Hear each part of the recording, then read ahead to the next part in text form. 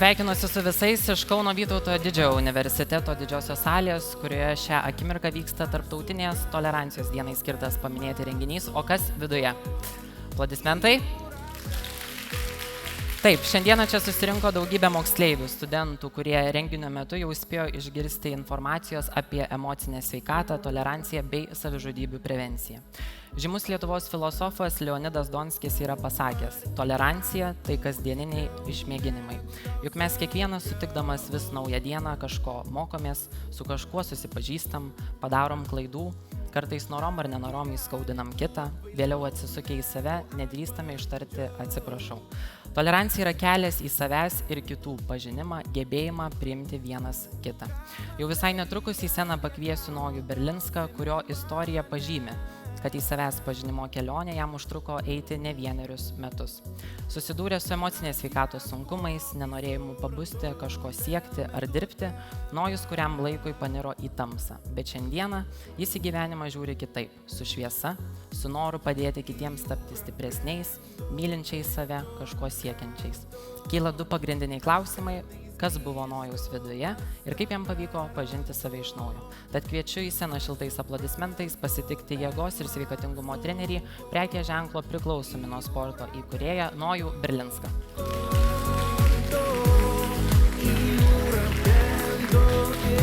Sveikas, Nojau. Įsipatoginkime. Sofos minkštas. Patogu. Taip, Nojau, tai noriu pradėti klausimą nuo to, kaip tu pats jautiesi, būdamas čia, žinodamas, kad yra daugybė moksleivių, studentų, kokios mintys pirmiausiai tave aplanko?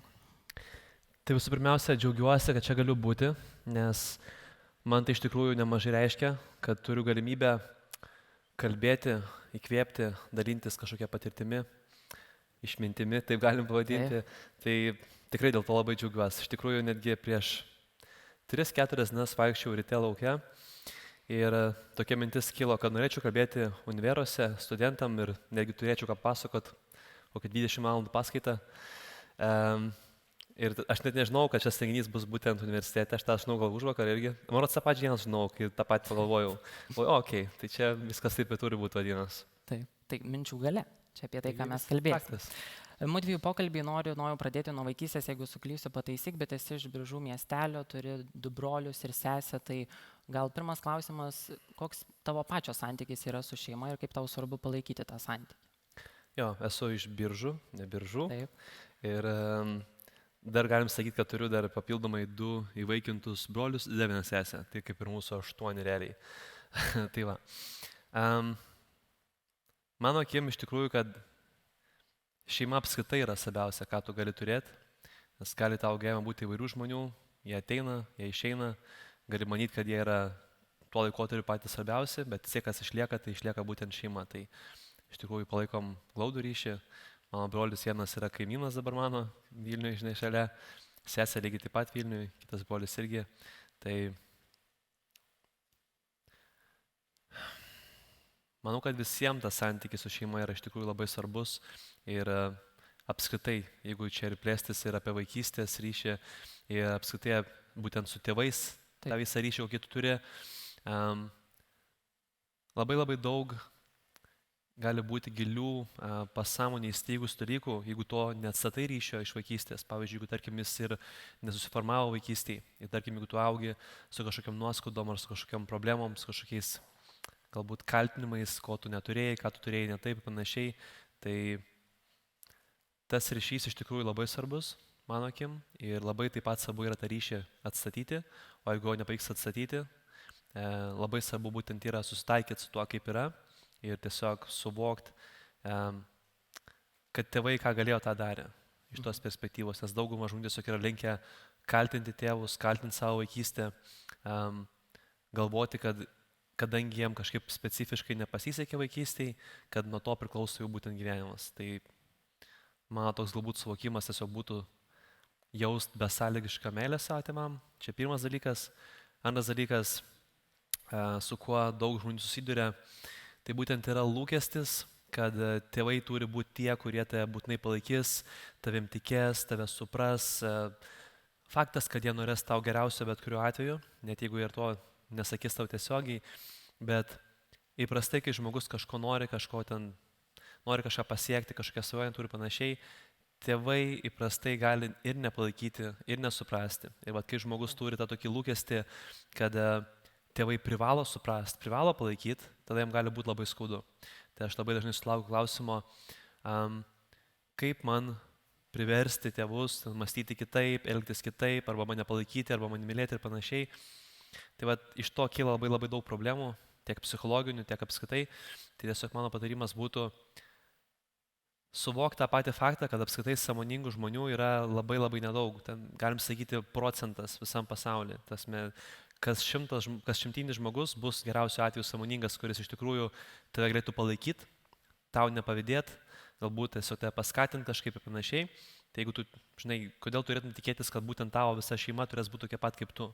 Taip. Tai aš būtent vis tiek rekomenduoju pažvelgti iš tos perspektyvos, kad jeigu jau tu eini link sąmoningumo ir tau, sakykim, nusišypsojo sėkmė, kad tu gali tokiu keliu eiti, tai tiesiog džiaugis vien dėl savęs, kad tu gali eiti ir tiesiog galbūt būti pavyzdys kitiem, ar rodyti tą meilę, arba tiesiog savo gyvenimą perkelti ir paskui į savo šeimą nusinešti tinkamas vertybės ir galbūt nedaryti tų pačių klaidų, kurias, tarkim, tu patyrei augdamas, o netikėtis, kad dabar visi būtent turi būti tokie patys kaip tu ir kad tu būtent esi tas, kuris nešė atsakomybę, kad visus dabar turi pakeisti. Tai čia iš tos perspektyvos, iš psichologinės perspektyvos. Taip, o kaip tu pats irgi minėjai, Nojau, kad būna tokiu atveju, kai atsiremti į tėvus nepavyksta, tai į ką jaunam žmogui bandyti atsiremti tada? Faktas. Gyvenime niekada nesijausi taip, kad tu gali turėti kažkokį stabilumą, nes pats gyvenimas iš savęs, jis niekada nebus stabilus, nes viskas apskritai yra laikina. Tai tiek žmonės, kurie šiuo metu šalia tavęs yra, jeigu, tarkim, tu ieškosi atramos būtent tėvuose, kad dabar jie mane mylės, mane palaikys, laik bus dėl manęs šalia ir panašiai, kas ta bus, kai jų nebeliks. Tai ganas, kad tu kaip ir prarasi savivertę, prarasi visą pasitikėjimą savim, prarasi ką gyvenimo visą džiaugsmą, tai niekad nereiktų apskritai prisirišti prie nieko. Čia pirmas dalykas, kai tu prisiriši prie kažko, tai automatiškai esi nuo to priklausomas, kad tai niekad nedingtų. Tai tu gali bijoti, kad tai niekad nedingtų. Tai pirmas dalykas, tiesiog į ką reikėtų remtis, tai tiesiog suvokti, kad pasirūpinti galėsi tik realiai pats savim, bet kuriuo atveju. Tu gali galvoti, kad dabar turėsiu antrą pusę, bet čia bus, bet mes puikiai suprantam, kaip tai gali lygiai taip pat būti nestabilu ir visa kita. Dėl to geriausia, ką žmogus gali daryti dėl savęs, tai paprasčiausia rūpintis savim visų pirmiausia, yra geras pasakymas, kad tu pasirūpink savim dėl manęs, aš pasirūpinsiu savim dėl tavęs. Tai ne tai, kad tu manim pasirūpink, aš tavim pasirūpinsiu. Ganas, kad aklas veda aklą. Tai čia įprastai žmonės daro šitą klaidą, kad jie bando kitais rūpintis ir taip pat ne tik tais, kad bando kitais pirmiausia rūpintis, bet jie tikisi, kad jie galės atsiremti kažką kitą, kad tas kitas pasirūpins tavim. Dėl to paprasčiausiai iš tikrųjų labai svarbu yra remtis į save. Pirmas dalykas, tiesiog statyti savo charakterį, ugdyti savo sąmoningumą, plėsti savo suvokimą, savo žinias ir tiesiog mokytis iš savo klaidų, tobulėti, judėti į priekį, tiesiog, kad tu žinotum, kad kas be nutiktų, tu sugebėsi atlaikyti. Faktas, aš nekalbu, kad daug yra lengviau, kai yra artimieji, šeimos nariai, yra antra pusė ir visa kita, yra tėvai, bet kiek žmonių iš tikrųjų gali turėti tokią situaciją, kur turi į ką atsiremti. Ne visą laiką tai bus. Ir jeigu mes tikėsimės, kad mums bus pats geriausias variantas, jeigu mes jo neturėsim, tai mes dar galvosim, kad nėra išeities, nes gyvenimas šiaip pats iš savęs nėra toks jau labai lengvas, tai tikrai reikia tos stiprybės ir tiesiog to suvokimo, kad aš pats atsakau už savo gyvenimą, kad aš nešu už tai atsakomybę. Ir kaip mano gyvenimas suklostys, tai priklausys tik realiai nuo manęs, nuo to, ką aš darysiu, kaip aš mąstysiu, kaip aš galvosiu ir mano akim tai yra svarbiausia. O grįžtant į tavo pačio praeitį, kaip tu dabar pats mini, kad reikia mokėti pasirūpinti savimi, tai ir tu pats gebėjai pasirūpinti savimi, kai buvai panašaus amžiaus kaip čia esanti auditorija? Kiek studentų metų būna?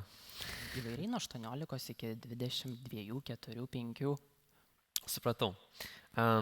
Sakykime, kalbėkime apie 16 metų, nes studentus dabar moksleivius. Tai 16 ar 20? 16. Kai tu buvai 16, ar tu pats gebėjau pasirūpinti savimi ir tą supratai, kad reikia pasirūpinti savimi? Labai gerai gebėjau tai padaryti, bet to negebėjau padaryti, kai man buvo 13 metų. Tai kai man 13 metų buvo, aš tiesiog patyriau pirmą kartą, kas yra vadinama duobė gyvenime. 13 metų jau supratau, kas tai yra. Nesupratau, kas tai yra, dabar suprantu, kas tai yra, bet tuo metu pirmą kartą tai patyriau. Tai aktualu būtų žinoti žmonėm, kad Duobė tai būtent yra tada, kai tu visų pirmiausia prarandi savo fizinę sveikatą, tu gali ją prarasti, jeigu tiesiog tu per daug sėdi savo, sakykim, galvoj, nieko nebenori daryti, nieko nebenori eiti, nieko nenori užsiimti ir panašiai, tiesiog nebeturi energijos, nebeturi nei emocijos, nei psichologinės, fizinės energijos, tiesiog tu prarandi savo jėgas. Antras dalykas tai būtent yra santykiai, tai tiesiog iššlubuoja mūsų santykiai tiek su šeimos nariais, tiek su antra pusė, tiek apskritai galbūt santykiai su pačiu savim. Ir trečias dalykas tai būtent yra, kai yra problema su finansais, tai čia tikriausiai studentai gali relatint. Aišku, čia nepasteisimas būti studentu ir neturėti 10 eurų sąskaitai, aš niekada to nepateisinčiau, bet tai reikia tą omeny. 13 metų, iki 13 metų aš buvau normalus, sakykim, žmogus, kuris užsiminėjau įvairiais dalykais, žaidžiau futbolą, dainavau chore, grodavau su pianinu ir mokydavausi ir netgi buvau seniūnas klasėje ir iš tikrųjų mane vadino klasės Saulytė Radija. Nekeista, dėl ko Radija tikriausiai vadino, nuo patų laikų, man padėjo visą laiką kalbėti. Ir kai mūsų klasė išskyrė ir kai perėjau būtent į kitą klasę, tenais mes buvom nauji, 3 ar 4 tenais nuėjom ir automatiškai tu nebeturi savo draugų ir ten tiesiog tu esi kažkoks nei šis, nei tas. Ir tada būtent ir toks laikotarpis nutiko, kad perėjau prie kompiuterinių žaidimų, tiesiog gyvenau kitam pasaulyje. Kai tau nepatinka šitas pasaulis, kuriam tu esi, tu automatiškai nori nuo jo kaip atitrūkti ir susikurti savo pasaulį, tai va dėl to žmonės įprastai ir mėgsta susikurti savo pasaulį, kas kaip jį padaro. Ar tai yra narkotinės medžiagos, ar tai yra alkoholis, ar tai yra bent jau savaitgaliais galiu gyventi tą kažkokį gyvenimą, kur aš tiesiog galiu nemastyti ir neapsikrauti. Žmonės tiesiog žiūri filmus, serialus, kad galėtų kitus gyvenimus gyventi, sėdi Discord'e, ten TikTok'e, belenkur, tiesiog, kad galėtų matyti, kaip kiti žmonės gyvena, bet ne kaip tu gyveni. Tiesiog nenori imtis atsakomybės, kad spręstų savo gyvenimą. Tai 13 metų man taip ir buvo ir dėl to praradau ir sveikatą, tai tapau tiesiog pusiau neįgalus, negalėjau normaliai vaikščioti, man ten buvo problemos su pėdom, su stuburu, gavau spec programą mokykloje. Ir tai buvo 2008 metais, kai dar buvo ekonominė krizė, tai automatiškai ir finansinė situacija šeimoje nebuvo gera. Iki šiol prisimenu, kaip žiemą pas mus namuose buvo 14 laipsnių ir mes kūrendavom pečių tik tais kas kelintą dieną, nes tiesiog nebūdavo iš ko malkų nusipirkti ir tai, kai kūrendavom, reikėdavo lipti ant stogo ir su tokiu, kaip sakykime, įrankiu valyti kaminą, kur tu lipi ant stogo, ten kur pilnas sniego ir atrodo, kad jų nepaims, yra 3 rankenos visą stogą. Tai jeigu, tarkim, tu neuždėsi rankos teisingai, tiesiog tu nusilysi ir realiai tas nebeliks. Tai tu turi išlipti ant stogo per tokio didumo langelį, taip atbulom ir realiai, jeigu čia nėra už ko laikytis, nėra, tiesiog tu taip laikai už tokio trikampio. Ir galvoti apie kiekvieną detalę. Tai realiai ten tiesiog būdavo kiekvieną dieną stresas. Ir faktas, nebuvo lengvas laikotarpis ir tuo metu aš visiškai nežinau, kaip savim pasirūpinti. Ir supranti, kai tu nežinai, kaip savim pasirūpinti ir kai tu esi toj emociniai, psichologiniai, fiziniai, dvasiniai, visapusiškoj, finansiniai duobėj, tu automatiškai esi linkęs būti labai destruktyvus pats savo, tu nenori savo gero tuo metu ir tu realiai gali kaltinti ir aplinkinius, gali kaltinti ir save. Įprastai pirmiausia kaltini aplinką, paskui kaltini save arba atvirkščiai, kai jau daina, žinai, bet kuriuo atveju kaltinimas niekad nepadės. Ir tuo laikotarpiu tu net ir nenori iš tikrųjų tų pokyčių, nes tu antiek būni tam savęs gailėjimuose tokiam režime, kad tu net negali pagalvoti apie tai, kad aš turėtų būti kitaip, nes antiek tu esi įsijautęs į tą visą negatyvą, kad tu tiesiog esi su iškreiptu mąstymu. Tai tą akimirką iš tikrųjų yra sunku iš to išlipti. Tai tada aš suradau sportą. Faktas, man pasiūlė, atsitiktinai gal nori pasportuoti. Kodėl man pasiūlė pasportuoti? Mes tuo metu darėm remontą namuose ir aš atsimenu, kad aš net negalėjau išlaikyti rankos pakeltos tokiam aukštį, negalėjau net šveist sienos. Nepamirškim, kad aš buvau spec programų mokykloje. Tai žinai, nei padariau atspaudimo, nei pritupimo, nei damesdavau kamuolį iki lentos, negalėjau bėgti, nei šokti, net neatsilinkimą daryti, nieko negalėjau daryti. Žodžiu, kas su kūnu liečia, aš dabar, kai sėdžiu šitaip, aš negalėjau atstoti ant žemės tiesiog ir vaikščioti, nes man tiesiog pareidavo šaibom pėdos. Tai jo, tai tą akimirką aš faktas nenorėjau sportuoti ir man tiesiog sportas ten atrodė, kad belenkas. Ir aišku, tuo pačiu metu tu maištauti pradedi. Ir tiek ir vaikai, ir visa kita tiesiog pradeda maištauti. Ir tai dėl to aš turiu tokį įdomesnį randą, 10 siūlių. Tai čia tiesiog daužydavau namų stiklus. Ir su stiklą mečiau ir prasipjau savo pirštą. Ir aišku, man leido tada nedaryti visiškai kūno kultūros, net ir toj spec programai.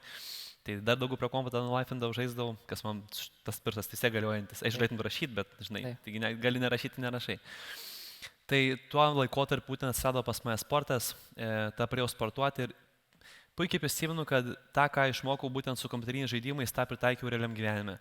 Tai mes žaidžiam tokį žaidimą, kuris Neos Lineage, tai ten tiesiog yra realiai verslas, ten tiesiog tu keli savo profesiją, savo lygius, tu tobulėjai, ten kuri visokias pažintis, mes gyv visokius ten klanus, alijansus, tiesiog realiai darai firmą savo iš esmės, biznį darai. Labą.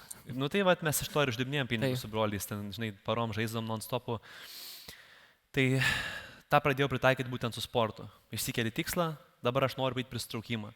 Ir aš nepadarau pristraukimą. Įprastai žmonės, kurie kažko negali padaryti ar nesugeba kažko padaryti, jie ir galvoja, kad jeigu aš nesugebu, tai automatiškai aš to negaliu daryti, nes aš nesugebu. Tai iki šiol prisimenu, kaip, pavyzdžiui, norėjau daryti pristraukimą, galėjau pristraukti realiai galvot šitiek, maks. Darydavau po 100 kartų. Aš buvau labai žemas tuo metu. Žemas, storas ir silpnas. Žodžiu, dar durnas tuo metu dar buvau irgi. Tai čia realiai, dar be eurų realiai. Tai nežinau, kas dar gali būti blogiau. Tai tikrai buvo prastai. Tai ant to turniko bandydavau tiesiog lipti, užlipdavau, ten buvo papyhostas turnikas prie upės ir pakabėdavau, nulipdavau, taip 100 kartų per dieną. Kol galiausiai vieną kartą per upės traukimą, paskui po 2, paskui po 3, paskui ten yra atspaudimai kartu, kol galiausiai realiai ir pagerinau ir miesto rekordą, 35 padariau tos pristraukimus. Pats savo vis aukštesnius tikslus. Tai vat principas tas, kad vat, kaip savim pasirūpinti. Ta pati pradžia tiesiog yra labai labai sudėtinga ir komplikuota ir tu net nenori išeiti iš to tokio negatyvo, bet principas yra toksai, ką aš galiu padaryti šią akimirką, vat, nuo mažų tokių žingsnelių, kokios yra mano alternatyvos, ką galėčiau dabar būtent padaryti, patį mažiausią dalyką, nepaisant to, kad tu praktiškai beveik nieko negali padaryti, koks skirtumas.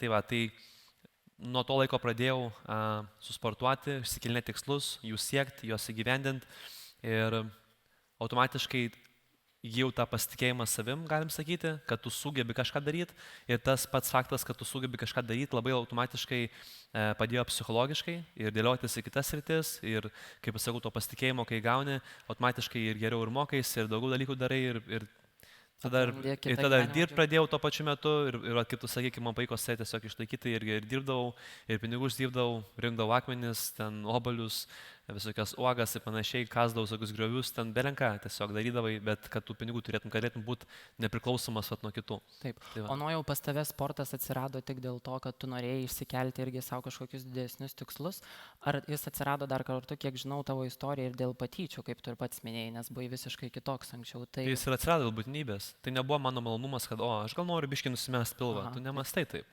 Taip. Kaip įprastai žmonės mąsto, dėl ko žmonės neišlieka tam sporte, nes čia prastas tikslas, aš noriu biškį padidinti bicepsą, tai iš vienos psichologinės problemos į kitą perėsi, kem 5 cm bicas, aš noriu dar didesnio bico ir ten pasaka be galo, ir kaip tu dar prašiau jauties negu prieš 10 metų, kaip pradėjai sportuoti.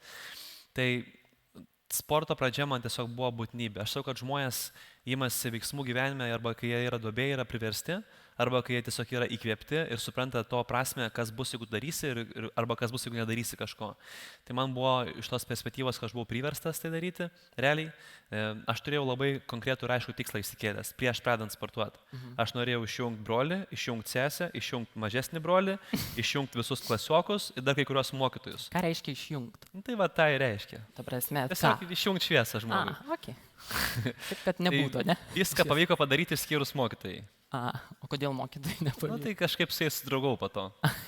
Tu ją įjungiai šviesą po to, dar didesnį. Ir neišėjo padaryti su būtent tais žmonėm, kurie buvo patys pagrindiniai iniciatoriai tų visų dalykų, dėl ko aš pradėjau sportuoti, nes jie kažkokiu būdu draugai paliko, tai nebegali draugų mušti. Taip. O kaip tu vertini patyčių temą mokyklose ir šiaip, ne tik mokyklose? Labai vertinu. Vertinu neigiamai, todėl nes turiu keletą komentarų ties patyčiam ir kodėl mano akim tos patyčios, tai toks yra juokingas dalykas, kai aš dabar jau suprantu daugiau savo gyvenime, kai man nebe 15 metų, 30. Pirmas dalykas, tyčiojasi būtent tie, kurie patys iš esmės jaučiasi prastai. Čia pirmas dalykas. Kai tu jau esi vyresnis ir išmintingesnis, tu gali suprasti, kad tu realiai gailėtum to žmogaus ir užjaustum jį, kuris iš ties bent tyčiotis šiuo metu. Tiesiog netgi norėtum jam padėti šią akimirką. Bet kai tu dar esi vaikas ir neturi savivertės, nesupranti, kas tu esi, nesupranti, kad tu nesi tai, kaip atrodai, tu nesi tas, kas atrodai, tu nesi tai, ką tu sugebi ir panašiai, tu automatiškai gali labai labai lengvai susikurti savo tą visą savivertę ir pasitikėjimą savim arba nepasitikėjimą savim iš to, ką tau sako kiti. Tai tas tiesiog yra labai ne kažką dėl to, nes vaikas gali augti ir tiesiog tėvai auga lygiai tokie tokia šiek tiek, būčiau sakęs žodį adaptai, bet gal taip nesakysiu, jau pasakiau, nu, nepagražinta realybė. Netiesioginis eteris. Tokie tėvai auga, galit nekirpti. Tokie tėvai auga būtent ir tokie, kur jiem patiems buvo tas problemos šeimoje ir tiesiog vėlgi jais pačiais tinkamai nesirūpino, automatiškai tiesiog nori išpildyti savo svajonės ant vaikų ir verčia daryti tą, verčia daryti tą, verčia daryti tą ir tą. Vien dėl ko aš tiesiog rekomenduočiau neklausyti tėvų apskritai, kai jie verčia, sako, tu turi taip ir taip daryti. Viskas. Tiek užtenka, tu nedarytum to 100%. Jeigu yra vertimas, vadinasi, tėvai nesigaudo. Jeigu jie nesigaudo, vadinasi, jeigu jų klausysi, tau bus dar blogiau. Tai negali tėvai nieko versti daryti žmogaus, tas faktas, tu gali pasakyti, o dabar čia vaikas jau grybauja, ten, tai ir gerai, tegul grybauja. Tai jis automatiškai suvoks savo klaidas ir turės pasiekmes, dėl ko jis grybauja. Man atsimenu, mama taip sakydavo, tu gali, ką tu nori, tu už tai būsi atsakingas. Aš sakau, okei. Sako, jeigu tu kažkur nori išeiti, pasakyk, kada grįši. Nereikėtų atsiklausti, ar aš galiu ten išeiti. Tai tau davė visišką laisvę. Aš augau visiškai be apribojimų, visą vaikystę. Dėl to turėjau daug visokių dalykų. Ir ten ir kiek namų sudegintų, kiek namų uždaužytų, ten stiklų, visą kitą. Bet mokytojams nebuvo lengva tikrai mokyklai. Jie tikrai norėjo, kad aš ten būčiau. Bet po to tu tiesiog tada supranti dalykus. Nes tiesiog tu gali tada analizuoti savo elgesį, kaip tu elgiesi, ką tu darai, kai tu turi būtent tą laisvę. Tai būtent su patyčiom pats principas yra toksai, kad reikia suvokti tai, kad tie žmonės, kurie dabar šitą šaiposi arba kurie tiesiog tu kažką sako, tų žmonių apskritai, tą, ką žmonės mato mokykloje, universitete panašiai, 10 metų perspektyvui tu nematysi savo kasdien gyvenime praktiškai nei vieno iš jų, nei vieno. Tai koks skirtumas, ką dabar tie žmonės to sako, jeigu, tarkim, tu jų nematysi taip ar taip. Bet faktas, tai yra sunku pasakyti vaikui, kuris tiesiog viską priima literaliai. Nėra taip lengva paleisti. Nu, tai dėl to, matai, reikalinga būtent yra žinot, ne tai, kad žinot, bet iš vis kažkom užsiimt, kur tu tiesiog tu tobulėtum. Negyventi tiesiog taip, šitaip, žinai, išvaistų tiesiog savo dienas, nieko nedarau, nieko neužsiimu ir panašiai. Geras pavyzdys yra breiko šokėja Nika, kas jau tikriausiai esate girdėję ar matę. Tai jinai pas mane salėje pradėjo šokti, jie buvo gal 12 metų ar 11 metų, jie dabar 15-16 jau. Tai jau tada aš mačiau, kad žmogus užsiema prasmingais dalykais ir faktas, kad nepalaikė nei tėvai, nei artimieji, nei šeima, nei mokytojai, visi absoliučiai juokės. Supranti, visi juokės. Ir aš šitą sakau, iš tavęs žvengs visi. Sakau, niekas tavęs nepalaikės. Tu, sakau, gausi belinkiek heito, belinkiek kritikos, nes tu esi kitokia negu visi. Tu žinai, kur tu eini, tu žinai, ko tu nori. Ir jinai šokdavo po 10 valandų per dieną nuo ryto iki vakaro. Tas kai lygiai taip pat kaip ir aš vaikystėje nuo ryto iki vakaro sportuodavau, nes kai tu jauti kažkokį drivą kažkam, tu tiesiog neapsikrauni. Tai aš iškart žinau, kad aš sportu maks užsiimsiu ir kad man net nereikės ten visokių ten tų, nežinau, matematikų ar ten, nenorėjau pasakyti vieną žodžią, nesakysiu, bet ir panašiai, bet kad man to neprireiks. Jie sako, o tau čia būtinai reikės, sakau, pamatysit, sakau, nebejokinkit ir viskas. Ir tiesiog esmė būtent yra užsiimti kažkuom, bet nesvarbu kuom, absoliučiai nėra skirtumo kuom. Nesvarbu, ar tu tuom užsiimsi visą savo gyvenimą ar ne, nėra skirtumo tame. Esmė būtent pats kaip ir mokykla. Kodėl aš pasakyčiau, pavyzdžiui, mokiniam mokytis, sakyčiau mokytis. Ne tam, kad dabar jums reikės panaudoti Pitagoro teoremą realiam gyvenime. Niekart neprireikia.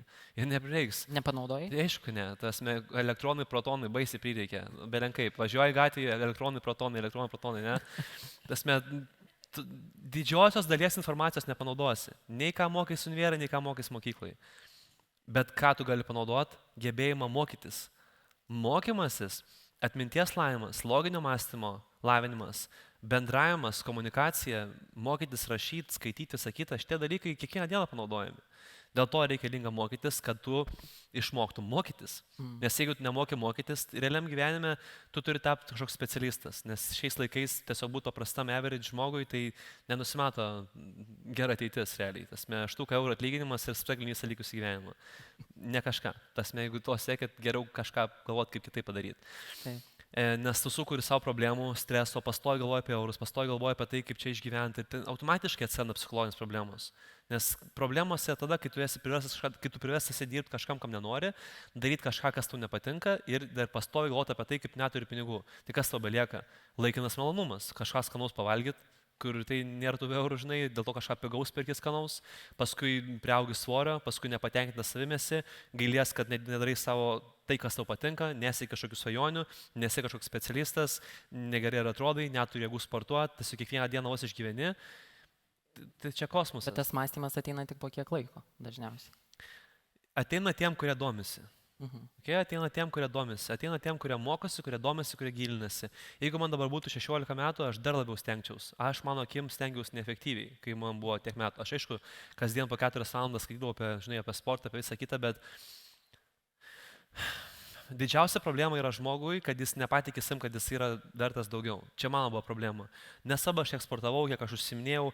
Kas liečia būtent patį realų gyvenimą ir mąstymą, aš nemačiau teisingai. Aš maniau, kad aš dirbsiu, mano brolis vis laik buvo protingas, labai ten vaikystėje ir ten visokias knygas labai skaitydavo, visokias tokias, žinai, motyvacinės. Aš sakydavau, nu tai tai aš dirbsiu pas brolį įmonėje, kokiu valytoju ir man gyvenimas jau viskas, jau nereikia su Gosdėl ateities, aš esu viskas. Čia dar iki to klažau, kad aš noriu treneriu dirbti, žinai. Ir paskui ten sakydavau, kad norėčiau tokias mašinas kaip tėtė turi, čia būtų man visiška ten siekiamybė kosmosas. Dabar supranti, blin, čia gali tokią mašiną per vieną dieną padybės nusipirkti. Supranti, ką aš turiu meni, kad kai tavo standartai ir lūkesčiai iš gyvenimo yra tokie maži, tai kur tavo bus motyvacija stengtis, kur tavo bus motyvacija kažko užsiimti ir skirti savo laiką, kai tu manai, man taip ar taip nepais, taip ar taip aš čia toks niekam tikęs. Tai man visi mokyti tą patį sakė, tu čia neišlaikysi nei egzaminų, tu tikrai nieko nepasieksi, tu čia tiesiog esi tas, senas, visi kaimynai tą patį sakė. Bet tave tada šie pasakymai paveikė? Tai faktas, kad paveikė, žinai, aš jau kai norėjau būti treneriu ir kai aš sakydavau, kad aš noriu būti sporto treneris panašiai, ir tu sakai tai tiek šeimai, tiek kitiem ir visi tiesiog žvengia iš ties, sako, tu matai save verodį, sakau, aišku, mačiau, ką man ten žiūrėti, tu matai, kaip tu atrodai, sakau, ir kas kaip aš dabar atrodau, sakau, esmė būtent, ko aš noriu. Ir aš visiškai atsitiktinai pavyko suvokti dalykus, kur man dabar prireikė apie kokių, sakykime, gerų 6 metų mokymosi, paskutinių, kur aš dabar kiekvieną dieną tam klausiu mokaus, ten vos ne per knygą per dieną, per 2 dienas perklausai audio. Skirtingom temom jo ir ten tų knygų ten šimtais jau esi perklausęs. Aš anksčiau to niekad nedarydavau. Pavyko suvokti tas tokias taisyklės, kurių atmoko žmonės 100,000 metų. Kad suvokti, kad geras pasakymas yra pirmą patikėk, paskui pasiek. Ne tai, kad pasieksi, tada patikėsi. Tai va čia yra būtent esmė tas tikėjimas, kad tu patiki, kad tu kažką gali, kad tu kažko nori, kad tu gali tai padaryti ir automatiškai tada principas gaunas, kad tu ir imsies tų veiksmų, kad tu tada darysi, ką tu gali daryti tam, kad tai pasiektum. Nes jeigu tu 100% tiki, kad tu tai padarysi, kad tu to nori ir kad tu nesustosi, kol to nepasieksi, tai žiūrėk, koks yra skirtumas tarp tų, kurie kažką padaro, kurie nepadaro. Principas yra paprastas. Vieni žmonės daro, jiem nepaeina, jie suklysta ir jie mano, matai, man nelemta. Jie tarsi ieškojo pateisinimų, kodėl jam to nedaryti. Priežasčių. Tiesiog, sako, gerai, pabandysiu. Padarė, suklydo, čia ne man vadinas. Bet tas žmogus, kuris to 100% nori, sako, aš nestosiu, kol aš to nepadarysiu. Tai gerai, tai ką jis neklis? Jis klis dar daugiau negu tas kitas, nes tas kitas padarė 10% pastangų, tai suklydo 3 kartus. Tai jeigu tas 10 pastangų štuka 500%, tai jis 100 kartų mažiausiai klis, 100 kartų daugiau negu tasai. Tai automatiškai nesmė kiek tų kartų klysti. Principas yra tai, kad žmogus nesupranta, ko jis nori. O nesupranta, ko jis nori, nes jis nėra užtikrintas, kai jis gali tai pasiekti. Ir jeigu jis nesupranta, jis gali tai pasiekti, nes jis turi kažkokius įsitikinimus, kurie ateina iš mokyklos, klasiokų, tėvų, iš ko daugiau ateina. Prirašytus įsėti. Tiesiog tu esi adaptas, tau nieko nepaeis. Aš adaptas, man nieko nepaeis. Adaptas. Išsprūdo, bet nieko to. Nieko, tai ką? Reikia. Čia ką sako kiti žmonės tau? Čia ne pats tu savo tai sakai. O iš kur nuo ateina tas pasitikėjimas? Savimi. Tai tiesiog yra žinios. Ne tai, kad tai tiesiog yra žinios, suvokiant, kad visi žmonės gali belenką padaryti. Tau nereiks savim pasitikėti dėl to, kad dabar tu jau esi pasiekęs tą, aš kaip sakiau, tu pasiekė tą, pasiekė dabar tu savim pasitikėsi. Žinios tai yra suvokimas, kaip dirba smegenis. Kas yra, pavyzdžiui, pasąmonė, kas yra sąmonė, kaip smegenys dirba, kad tai yra realiai kaip kompas, tiesiog kur tu krauni informaciją ir tiesiog su ta informacija tu gali dirbti, kad tu pats gali krauti tam tikrą informaciją ir programuoti savo smegenis, kad jos dirbtų kaip nori, kad jos dirbtų. Pasitikėjimas savim. Pasiemi kažkokią veiklą, gerai, aš noriu to ir to. Ir tada mastai, ką man reikia dėl to išmokti, kad aš tą padaryčiau. Ir tada žiūri, gerai, man reikia išmokti tą įgūdį, tą įgūdį, tą įgūdį ir tą įgūdį. Gerai, tai kaip man dabar tai išmokti? Koks planas, kur aš galiu tai mokytis? Tiesiog tai yra uždavimas teisingų savo klausimų. Ir tada tu pradedi išduoti informacijos, pradedi mokytis, pradedi tobulėti, pradedi gilintis, pradedi klysti. Žiūrėk, suvokimas, kad klaidos nėra klaidos, kad klaidos yra būtent galimybės tau suprasti, ko nedaryti. Ir tiesiog būdas, kaip greičiau prieiti prie to, kad padaryt, tai irgi yra žinios. Bet jeigu žmogus dabar to nesidomi ir to nežino, pavyzdžiui, tarkim, tėvai nebuvo tie, kurie mokytų, ne? Ir tarkim, kurie būtų auklėję vaiką, kad jis nebijotų klyst. Arba tiesiog, kur sakytų, tu to nedaryk, tu daryk būtent tą, kad tiesiog bando apsaugot, perdėtai, ne? Nes patys galbūt klydo ir bando apsaugot. Tai automatiškai tie vaikai nesupranta, žmonės nesupranta, kad klaidos tai yra geras dalykas, tai yra žinios. Tai būtent tiesiog reikalingos yra žinios, kad tiesiog mokytis. Pavyzdžiui, kiek čia sėdinčių žino, kaip elektros lemputė buvo išrasta? Kiek žino, kaip buvo elektros lemputė išrasta? Tai siaubas. Tai čia vis kažkas siaubas. Apšviesk visus. Vadinasi, vienas žmogus nėra skaitęs pačios realiai geriausios knygos apie pasitikėjimą savim, tobulėjimą, kur yra paimtas. Jeigu aš jums pasakyčiau, kad yra knyga, kur yra paimta interviu iš 500 žmonių, kurie prieš 100 metų buvo patys turtingiausi Amerikoje, tai yra išradėjai. Tas pats Edisonas, Fordas, kuris išrado realiai mašiną, visą kitą. Visi žmonės, kurie kažką padarė geriausio, visi buvo paimta interviu ir buvo interviu imta 25 metus iš jų. 25 metus. Ir ta info sukrauta į knygą. Ir kad prieš 100 metų knyga rašyta, jau kalba apie pasąmonę, apie afirmacijas, apie vizualizaciją, apie meditaciją, apie viską yra kalbama prieš 100 metų. Ir žmonės dabar ieško atsakymų, kaip man tos atsakymus ras, nuo ko man čia pradėti. Knyga stovi YouTube įdėta nemokama 10 valandų, tiesiog pavadinimą reikia žinoti. Ir dabar, kadangi žmonės neieško, tai nežino. Edisonas darė lemputę ir klydo 10 000 kartų. Jis 10 000 darė tyrimų ir eksperimentų, kaip surasti lemputę. Žmonės tiesiog norėjo išvežti realiai į psichiatrinę, nes galvoja, kad tu čia išradinėjai nesąmonės. Kas žino, kaip radija buvo išrasta, kur realiai eina garsas tiesiog per orą. Kai sako žmogus, kad aš noriu išrasti būdą, kaip girdėti kitus žmonės per orą, per didelį atstumą. Žinai, ką padarė jo draugai, išvežė į psichiatrinę, o tas žmogus radiją sugalvojo. Suprantate? Tai taip kaip lėktuvas atsirado, kuris pradėjo skraidyti. Lygiai taip pat, žmonės tiesiog net iššėkė tos žmonės, kurie netokias net idėjas turėjo. Taip. Ir tokią informaciją reikia žinoti, reikia mokytis. Ne tik tais tam mokytis, ko tu esi mokomas mokykloje ir univere, bet mokytis ekstra to, ko tenais ir nemoko, plačiau mokytis. Ir aš būtent tuos dalykus labiausiai mokiaus. Ir kai tu supranti tokią informaciją, tu supranti, kad tau nėra neįmanomų dalykų. Tai ar tiesa noriu, kad pasitikėjimas ateina iš bandymų? Pasitikėjimas ateina iš suvokimo, kad tu gali bet ką pasiekti, jeigu tu tai sieksi 100% ir nepaisant to, kiek tau užtruks, kad tu vis tiek nesustosi, mokysiesi tiesiog ir tai padarysi.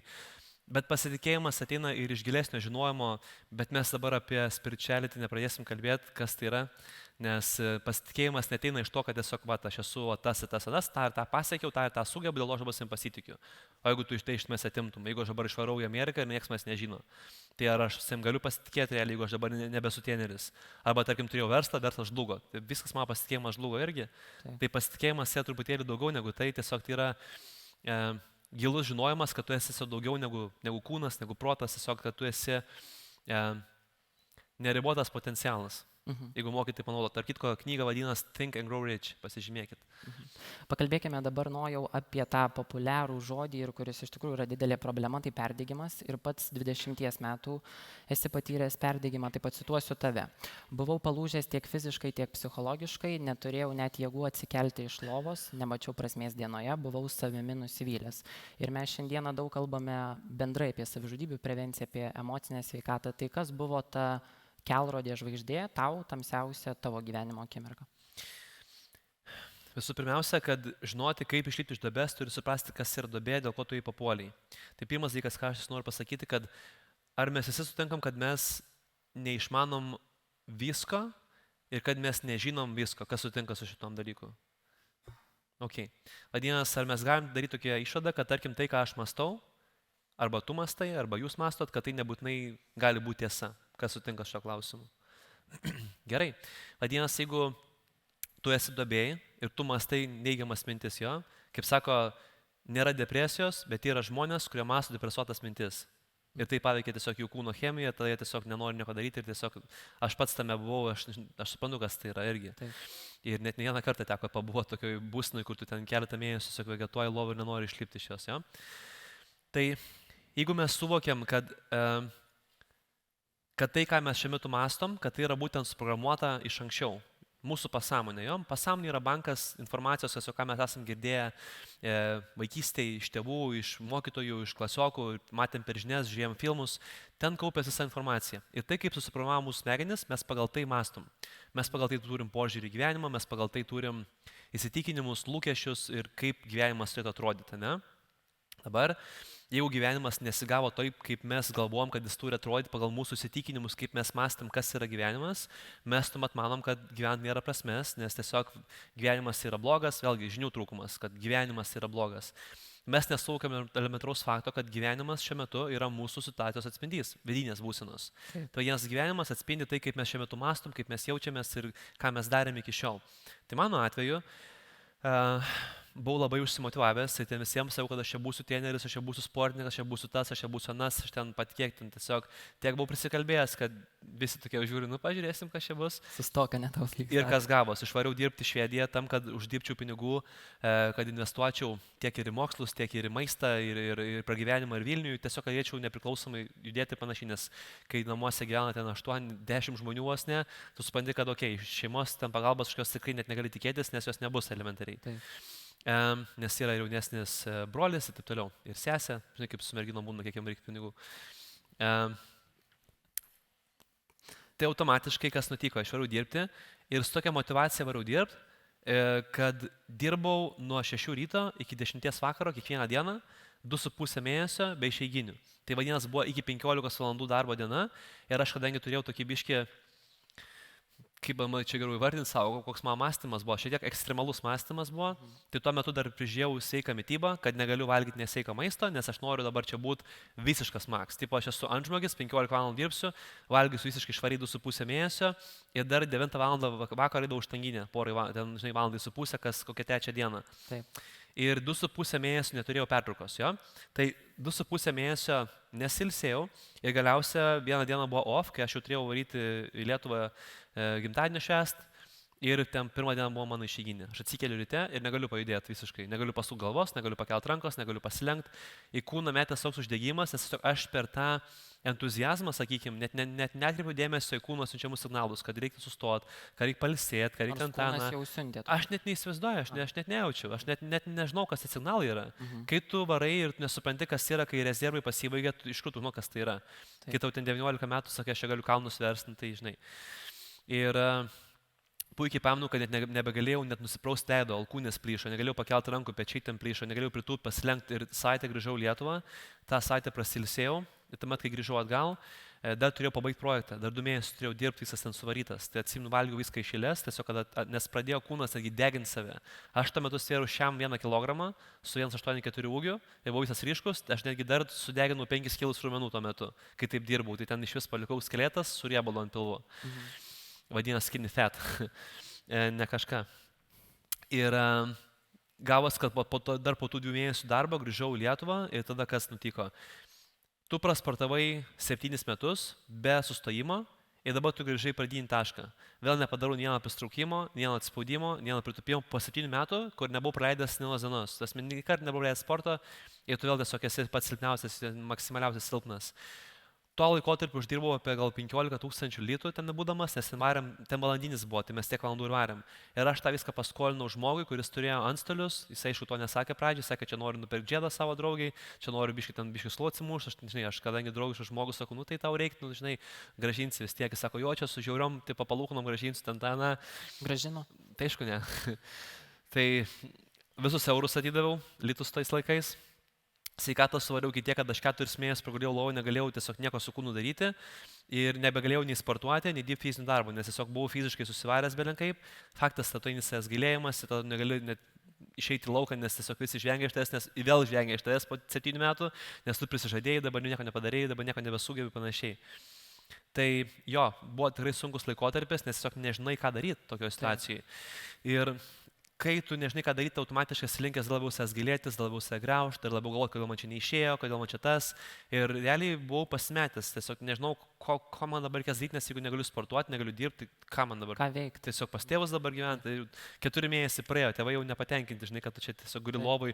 Dažniausiai aplinkiniai net nesupranta, per ką tu eini, žinai. O, guli lovai, tipo, 10 metų vaikinas negali čia tipo padirbti, neturi jėgų, o tu realiai negali atsikelti iš lovos, tiek susivaręs, kad tikrai sunku kitiems suprasti, per ką tu eini. Ir puikiai prisimenu, kad man tiesiog viena mintis mane išgelbėjo. Va viena mintis, ir kuri atėjo į galvą ir va taip, apsijoti aukštyn kojom viskas. Ta mintis buvo, Gerai, o jeigu tu iš tikrųjų nepakankamai stengiais? Man tokia mintis atėjo. Aš kadangi buvau ekstremalistas, aš galvoju, kad šitą biškį per mažai buvo tikriausiai. O jeigu tu iš tikrųjų per mažai stengiais, o jeigu tu dar galėjai daugiau pastangų įdėti, o jeigu tu galėjai kažką kitaip padaryti. Ir man ta mintis nedavė ramybės, kad jeigu aš dabar pasiduosiu, vadinasi, ką, visą likusį gyvenimą gyvensiu su ta mintim, kad aš paaukau savo svajonę ir kad dabar niekada daugiau negalėsiu pasiekti ir kad ką man dabar reikės daryti, tiesiog va taip, praleis savo gyvenimą, te visi 10 metų, kas praėjo su tom sportu, čia nueis va šitaip. Tai aš savo pasakiau, kad aš pabandysiu paskutinį kartą ir įdėsiu dar daugiau pastangų, dar daugiau stengsiuosi, negu stengiausi iki šiol. Ir jeigu šį kartą man nepaeis, vadinasi, man tikrai nelemta. Vadinasi, mano genetika prasta, kas iš tikrųjų yra tiesa, paskui tyrus genetiką prieš 3 metus, tai taip ir yra, tipo, kad nelemta sportuoti salėje, kad sąnariai visi ten minkštieji audiniai skaitos, kad iš tikrųjų genetiškai yra silpnesni negu paprasto žmogaus. Pasirinkau specialybę, dėl ko ir išmokau tvarkyti su sąnarius, stuburus, visą kitą, nes tiesiog pats visą tai ir taip toliau. Ir tą akimirką tiesiog, kai tu nebeturi fizinės energijos, kai tu nebeturi emocinės energijos, psichologinės, aš vadinu, kad tada yra ta dvasinė energija. Būtent kurią tiesiog tu paimi, kai tiesiog tu supranti, kad tu įgauni tarsi tokios kito lygio energijos. Kai tu sakai, gerai, aš pastengsiu paskutinį kartą. Ir kadangi tu žinai, kad jau palieki praeitį, kad dabar imsies tų veiksmų, ir tu sukaupi tas jėgas, jų nebuvo daug. Aš nuėjau salę, paspatau lygiai 5 minutės salėje. Kitaip tariant, tu duodi savo dar vieną viltį. Duodi savo viltį, nenurašai save, supranti, kad gerai, dar kartą pasistengsiu, suvokdamas, kad ne tai, kad pasaulis buvo blogas, aplinkybės buvo blogos, taip, jos galėjo būti ne pačios palankiausios, tiesiog pats principas tai, kad galbūt tu nepasteri to fakto, kad galbūt nereikėjo 15 valandų dirbti per dieną pirmoje vietoje, galbūt reikėjo daugiau maisto valgyti, galbūt reikėjo imti laisvus vakarus, tai čia realiai tu pats darai klaidas ir paskui sakai, kad man nepasisekė, man nepaėjo, tai gal nevertink aplinkybių, o vertink ir savo elgesį, kad galbūt tu tiesiog klydai. Ir paieškok atsakymų klaiduosi savo. Tai aš to aišku nesupratau to laikotarpio, aš manau, kad aš viską darau teisingai. Ir man tiesiog nepasisekė kažkodėl, kaip ir visi žmonės. Ašgi viską žinau, viską darau teisingai, man tiesiog šiaip nesigauna. Tai va. Jau dar, nežinau, ar tu sutiksi su manimi, bet kai mes kalbam ir apie nūdienos kontekstą, socialinę ypač erdvę, mes labai dažnai, daugelis iš mūsų norime būti tokie kaip kiti. Kaip tu galvoji, kaip iš tikrųjų atrasti viduje tą save? Ar mums reikia žiūrėti kitų žmonių pavyzdžius, ar mums reikia siekti to, kas siekia kitas? Kaip atskirti tą realybę iš tikrųjų, kas esu aš? Aš manau, kad reikėtų pirmiausia bandyti mokytis iš praeities darytų kitų žmonių klaidų ir tiesiog galbūt žiūrėti, ar tai, ką žmonės darė, kaip jie klydo, ar tai tau nerezonuoja. Faktas, kad skirtingos laikotarpiuose darai skirtingas klaidas ir tu gali pasiimti tai skirtingo lygio informaciją, bet aš manau, kad reikėtų daugiau galbūt mokytis ne iš to, ką tu matai social medijoje, nes dažniausiai tai yra pagražinta viskas. Tiesiog žmonės nori parodyti kažkokią savo pusę, kuri galbūt net nėra egzistuojanti, tiesiog kur yra būtent social medijos ta pusė, kaip žmonės ją pateikia. Ir mes puikiai suprantam, kiek žmonės yra linkę pagražinti ir taip pat išmanom, kas yra būtent dalykas ego, kai tiesiog nori pasirodyti, nori pagražinti ir panašiai. Tai mano akim, tie visi soc tinklai iš tikrųjų yra pakankamai žalinga, nes žmogus tuomet ne tai, kad jis koncentruojasi tai, ką jis pats gali padaryti, nuo ko jis gali pradėti, tai jis žiūri, lygina savo progresą pagal tai, ką jau kiti žmonės yra padarę, ką kiti žmonės yra pasiekę ir kiek jie turi, bet tu negali tiesiog lyginti tokių dalykų, nes visi mes esame absoliučiai skirtingi ir koks skirtumas, kad dabar tas jau yra pačianais. Tai va, jeigu tas jau tiek pasiekęs, aš man dabar tiesiog net nelemta pradėti kažko daryti, nes bet iš tikrųjų tu gali net būti ir žymiai daugiau. Tu gali net ir būti žymiai daugiau, žinoma, tai asmeniškai man tą ir sakė, ar tu matei, kokie treneriai yra Vilniui, įvardina pavardės. Tas yra treneris, ir dabar jie irgi visi šiuo metu yra žinomi. Aš sakau, man nėra skirtumo, kokie ten treneriai yra, koks skirtumas. Aš žinau, kad aš dėsiu maksimalias pastangas ir aš pasieksiu tą, ką aš pasieksiu. Nesmė yra būtent gyventi kitų kažkokiais, sakykim, standartais. Svajonėmis, kitų standartais, būtent yra standartas, arba turiu jį patekti. Tai nėra tokio standartas, bet tu gali rinktis, kaip pats nori gyventi. O tai, kad tu sakai, tai buvo tavo vidinis balsas ar išorinis, kur turi kitiems transliavai, kad nesvarbu, aš pasieksiu daugiau. Kai tau sako, kad tu nieko nepasieksi, kad tu ten čia tau nelemta, tai tu sakai, pamatysit, sakau. Aš taip pasakau, praeis 2 metai ir aš jau būsiu žinomiausias. Ir lygiai po 2 metų lygiai taip ir buvo, nes tu kaip ir savo tą išsikeli ir tu taip pat nori tą įrodyti ir kitiem, bet vėlgi tas pats ateina tiesiog iš ego, tas norėjimas kažkam kažką įrodyti. Aš dabar nesiūlyčiau eiti tuo keliu, kad dabar tas manim netikėjo, aš dabar įrodysiu. Negi visą gyvenimą visiems viską įrodinėsi. Taip. Dabar jau tą pasiekiai, kažką padarai, dabar tu pasako, tu to tai nesugebėtum, aš nesugebėčiau, nu pasižiūrim. Taip. Tasme, užtenka pažiūrėti įvairius ir filmus ir tuo žinomesnius žmonės, kaip jie ant to pastringa ir visą gyvenimą tai subando visiems kažką įrodinėti ir gali gyventi dėl kitų, bet tas niekur nenuves. Savęs programavimas yra irgi labai svarbus dalykas. Tai vienareikšmiškai. Jau irgi esi labai gražią mintį pasakęs, kad gyventi dėl savęs, turint galimybę kažkam padėti, yra per daug egoistiška. Tai mes šiandien irgi kalbame daug ir apie toleranciją. Tai kuo tau yra pačiam svarbu pagalba kitiems, kai tu pats ją suteiki, nesitikėdamas nieko atgal? Geras klausimas, nes iš tikrųjų, kai pats vaikystę visą pragyveni ir tiek sulauki tos kritikos, to netikėjimo tavim ir toks jausmas, kad tau niekas net nenorėdavo duoti jokio net šansų pabandyti, žinai, nes tiesiog tai kažkaip nuvertina vien iš to, kaip tu kalbi, kaip tu atrodai ir ką tu sugebi ir, tipo, pasižiūri tą, tas nieko nepadarys, pažiūri tą, tas gražiai atrodo, tai gal tas padarys, tas kažką pasakė, tas padarys, tas mes čia taip negali tiesiog vertinti ir kai visą tą vaikystę aš galbūt neturėjau, galbūt tokio, sakykim, palaikymo, tarkim, ar to tokio, žinai, kažkokio tikėjimo tavim, kad aš sakytų, jo, tu ten gali belenką padaryti, man galbūt tiesiog noris daugiau ir pasakyti žmonėm, kad tau nereikia kažkokio patvirtinimo ar palaikymo iš išorės, tu gali tai padaryti, jeigu tu tom tiki, kad tu nori tai padaryti, tu gali tai padaryti. Tai paprasčiausia, čia pirmas aspektas, kuris buvo daug metų pasmešęs dalykas, po to jisai pasikeitė į tą perspektyvą, kad kai tu jau tai darei ir kai tu jau tai padarei ir tu jau pasiekiai tai, apie ką žmonės svajoja, sakykime, ne? Ar ten nori būti žinomas, ar turtingas, ar tas anas, ar tiesiog šiaip sugebėti kažkokį iššūkį, žinai, gyvendint. Kai tu viso to besiekiai, tu automatiškai perėjai per tas pačias duobes, kaip ir visi kiti žmonės per tai perina, kurie to siekia, nes tiesiog mes gyvenam panašių skriptų, tiesiog darai, nežinai apie energijos balansą, nežinai apie sveikatą, nežinai apie miego svarbą, nežinai apie mitybos svarbą, nežinai apie psichologiją, nežinai apie emocinę sveikatą, apie sąmoningumą, nieko realiai nežinai, tiesiog žinai, kad aš noriu to ir viskas, aš dabar to sieksiu. Tai tas pasikeitė į tai, kad tada, kai pats esu svariau, kai negalėjau normaliai ir paeiti, ne vieną kartą perinti, kai scenariai buvo skaudėjo belenkiek ten, kad negali iš lovos atsikelt, negali ten nieko padaryti normaliai, kaip psichologiškai jauties, kad tu niekam tikęs, nieko esi vertas, kad čia tu toks tikriausiai vienintelis, kad tikriausiai čia visi kiti, čia viską sugeba, tiesiog tu negali su jiems sutvarkyti. Tai noris tiesiog įkvėpti žmonės, dalintis tą informaciją, kad jiem dabar nereikėtų. Aš kai įsivaizduoju apie tai, kad žmogus neturėdamas informacijos nugyvena visą gyvenimą prasikankindamas, visą gyvenimą. Yra žmonių, kurie niekada iš to neišlipa. Visą gyvenimą prasikankina, įsivaizduoju. Tai kai aš žinau, kad mano ta informacija padeda, aš kiekvieną dieną gaunu žinutės žmonių istorijom, kurie pasakoja, kad būtent man tas padėjo, aš ten tą padariau, aš ten tą supratau ir tas mane skatina nesustot. Kad ir kaip galbūt tai nebūtų lengva pastoviai, sakykim, dalinti ir atiduoti ir žinai, skirti save vis laik kitiem ir panašiai.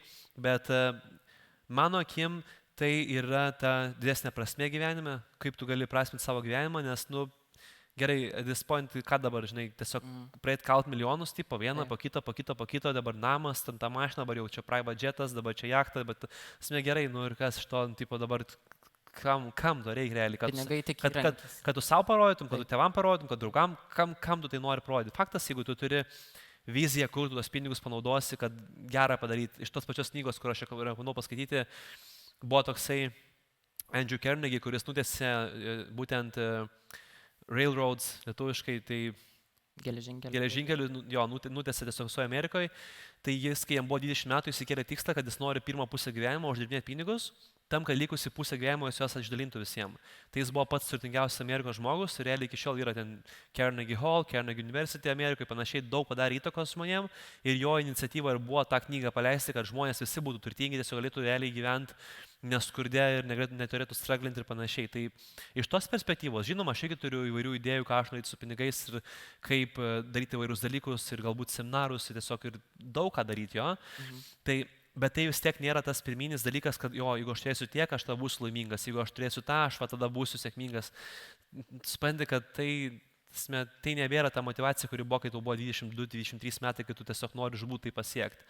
Tai va, tai jo, padėti žmonėm man iš tikrųjų svarbu yra, bet lygiai taip pat suprantu, kad tiesiog vis tik pirmiausia turiu savo padėti, tiesiog kad rūpinti savim, Taip. kad turėtum iš ko padėti, kad turėtum tą resursą ir taip pat, kad nesijaustum kaip kažkoks, žinai, kad aš esu pasaulio gelbėtas, bet čia turiu visus išgelbėti, žinai, čia irgi realiai psichologinis balansas, kad tu jauties, kad čia aš dabar turiu visais pasirūpinti, išskyrus savim, žinai. Vienas pasaulio nepakeisi, kaip sakoma. Nu, gali stengtis, gali praeiti didelį įtaką, bet suvokti tiesiog paprastą dalyką, tiesiog, kad gyventi egoistiškai tik dėl savęs, kaip ir sakau, nu, tai net neteiks savo džiaugsmo pirmoje vietoje. Ir noriu tada, vainikuojant mūsų pokalbį, aš noriu, kad kartu išsineštų ir žinutę ir į šį klausimą pagalvotų ir čia esantys žmonės ir tie, kurie klausys mūsų pokalbio. Tu perėjęs esi pats labai daug savidestrukcinių etapų, tikrai. Ir iš tavo patirties visos ir tai, kad tu šiandieną papasakai, koks yra vienas gyvenime dalykas, be kurio tu iš tikrųjų negalėtum gyventi. Čia būtų kaip įprotis ar mąstymas ar kas? Laisvai pasižiūrėk.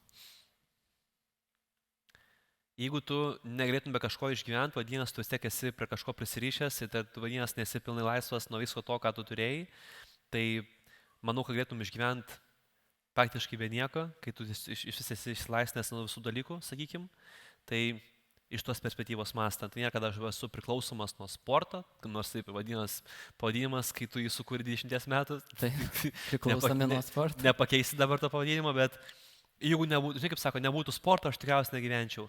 Mano akim, net ir tie dalykai, kurie būtent yra ir sveiki, ir naudingi, bet jeigu tu esi nuo jų priklausomas, tas metai vis tiek yra priklausomybė bet kuriuo atveju ir tu neturėtum būti per nieko priklausomas. Bet jeigu taip vertinant, kas iš tikrųjų yra svarbu, tai galbūt, sakykime, užrašų vedimas, mano akim būtų toks dalykas, tai būtent nesėdėjimas savo galvoj.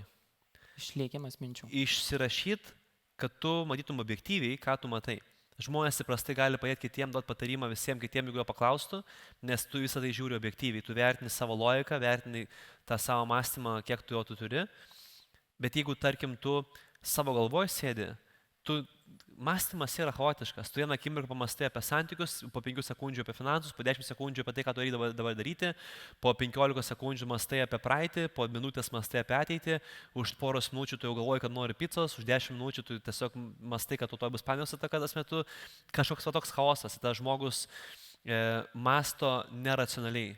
Vėlgi vienas dalykas iš žinių perspektyvos, kad mes turim priekinę smegenų dalį, kuri masto racionaliai, priima loginius sprendimus, tiesiog yra atsakinga už nusiraminimą ir panašiai, o kita dalis yra būtent vadinasi amigdalinė dalis, kuri atsakinga už stresą, už chaotinį mąstymą, už baimę, už nerimą. Tai jeigu žmonės suprastų, kad kai jie turi nerimą, kad tai yra atitinkama dalis smegenyse, kuri mąsto tai už juos. Taip. Tai turint informaciją, kaip tą dalyką nuraminti, kvėpavimo pratimai, minčių įsirašymas panašiai, tiesiog atsibudai, o naujas žmogus. Tai niekas neberėtų anxiety pirmoje vietoje. Tai realiai, kai tu įsirašai dalykus, tu turėtum mokytis į savo mintis pažvelgti objektyviai ir tai vertinti ne emocinių baimės mąstymų, kad kai tu būni instinktyviam fiziniam lygmenį, kai tu tiesiog stresuoji ir ta amigdalinė liauka, būtent amigdalinė dalis neliauka yra atsakinga už tą visą tą mąstymą, tu tuo metu tiesiog mąstai iš baimės. Nes ta dalis paremta būtent yra to perspektyva, kad jinai atsakinga už tavo baimę, kad tau netgi dėtų kaip apsauginė reakcija visas baimingas mintis į galvą, kad tu tiesiog to vengtum, kad tai išsaugotum, kad tu nemirtum. Tai yra baimė plus emocijos, tai būtent emocinis baimės mąstymas. Bet kai, tarkim, tu perini savo fizinį lygį, sureguliuoji savo stresą, savo miegą, maistą, sportą, tu tarsi pakyli iš savo fizinės perspektyvos į savo būtent aukštesnį sąmoningumą. Taip. Tuomet tu gali vadovauti savo psichologiją ir savo sąmoningumu. Vadinasi kitaip sielos lygių, sakykime, ne? Taip. Tai automatiškai tas mąstymas palieka loginis tikėjimo mąstymas. Tai dabar tu išsirašai savo mintis ir turi pasirinkimą. Emocinis baimės mąstymas. Reiškia, kas? Tai buvo visą laiką, vadinasi, taip ir bus. Arba aš dabar to bijau, dėl to aš dabar esu imobilizuotas, nieko nenoriu daryti. Arba tu mąstai loginių tikėjimo mąstymu. Gerai, tai buvo iki šiol. Vadinasi, mano smegenys buvo taip suprogramuotos. Vadinasi, automatiškai aš galiu klysti, tai irgi yra tikimybė jo, aš galbūt visko nežinau ir aš tikiu, kad jeigu aš stengsiuos, kad aš dirbsiu, darysiu kažką, tiesiog stengsiuos, kad tai galimai gali keistis. Tai yra loginis tikėjimo mąstymas, o ne tai, kad vis laik buvo iki šiol taip, vis laik buvo taip ir bus, nėra čia ką stengtis. Koks čia mąstymas? Taip. Pesimistinis, tai emocinis baimės. Tai automatiškai, kai tu įsirašai užrašą, tiesiog pažiūrėti biškai iš šono. Arba tu įsirašyk viską, duok tiesiog kitam paskaityti. Pažiūrėk iš šono, kaip viskas rodo, pasakyk man, ar aš normaliai mąstu ar ne, jeigu tu pats nesugebi. Tai kai man buvo būtent tos duobės, ne tada, kai man buvo 20 metų, bet kai buvo ten 26, tada kai jau buvo verslai, ten visi dalykai, ten kur prasideda pinigai, ten prasideda problemos, akivaizdžiai. Tai būtent tada pradėjau vesti užrašus ir prisimenu, kad išrašiau keletą šimtų puslapių ir galiausiai pilnai instaliuojau tas atsakymus savo galvoj, kodėl taip yra, kas yra, iš kur yra tos duobės, kur aš klydau, ko aš nedariau. Tiesiog tu pradedi, tavo gyvenimo kokybė priklauso nuo to, kokius tu kokybiškus klausimus savo užduodi. Jeigu tu savo užduodi, kodėl man, už ką man, ar visą gyvenimą visą dabar taip tęsis, kada visą tai baigsis, tai tu sugalvoji, kaip tu gali savo duoti klausimus, kai tu jauties emociškai palūžęs, kokiu tu atsakymų tikies loginiu, realistiniu, maksimaliu, tu tokius atsakymus ir gaus. Dėl to geras patarimas jog yra ne šiaip vesti užrašus jo, bet atkreip dėmesį savo būseną. Jeigu, tarkim, tu esi pesimistiškai nusiteikęs, tai nori savęs gailėtis, žinai, toks sėdė visas liūdnas, man tai būdavo visą laiką taip anksčiau, kol aš nepradėjau eiti tos sąmoningų liūdį, toks sėdė, kaip blogai, aš netgi laukiu, man bus dar kažkas blogiau, kas man dar toj bus, aš žinau, kam kažkas toj bus, ateina kažkas, ką tu man nori pasakyti, kad tas blogai, sakyk, aš nieko noriu pasakyti, tai sakyk, kas blogai, toks vos ne jau tikies, kažkas bus blogai, žinai, pas tave, ir tu matė, aš taip įtrauki. Tai vesti užrašus ne ta, kad esi visas liūdnas, nusivaręs, užsidepresavęs, bet tiesiog išeiti lauką, pasivaikščiot, aktyviai praleisti laiko bent 10 minučių, prikvėpuot oro, pakeisti savo emocinę, fizinę, psichologinę būseną ir kai tu pakeitėt savo būseną, tiesiog tu išeini tarsi iš savęs, tada savo užduot klausimus ir tas mintis įsirašyti. Nes tada tu gausi logiškesnius atsakymus, kurie iš tikrųjų bus atsakymai į tavo klausimus, nes pats Einšteinas yra pasakęs, tu negali išspręsti problemos tom pačiom mintim, su kuriuom tu sukūrei problemą. Tai jeigu dabar tu sėdi savo duobėje, ten, nežinau, 10 mėnesių ir tu vis bandai ant tų liūdnų emocijų tą problemą išmastyti. Dar vieną citatą yra pasakęs, kad darimas tą patį per tą patį tikėjimas į skirtingo outcome, tai rezultato, tiesiog tai yra būtent beprotystė. Tas pats Einšteinas, tą patį pasakė irgi. Tai jis akivaizdžiai biškai buvo praleidęs tame laiko irgi šitose dalykuose. Tai tu labai gražiai iš tikrųjų užbaigi mūsų kartu pokalbį, nes mes pradžioje šio renginio irgi išrašėm visi savo mintis. Tai aš noriu tau padėkoti už tavo pasidalintą patirtį ir man atrodo, ką aš išsinešu iš šio pokalbio ir tikiu, kad išsineš mus čia matantys žmonės ir stebintys mus vėliau šios įrašo pagalba, kad iš tikrųjų po tamsos visą laiką ateina šviesa. Reikia nepamiršti savo padėkoti, reikia nepamiršti žiūrėti ne į kitus, bet gyventi taip, kaip tu pats nori ir pasiekti kažkaip tą emocinę gerovę. Tai Nojau, ačiū tau labai ir tikiu, kad esi įkvėpimas ne vienam 100 žmonių ir dar tikiu, kad daug gražių istorijų galėsi papasakoti mums ir vėliau. Tai padėkokime Nojui šiltais aplodismentais. Ačiū. Ačiū. Palydėkime Nojų.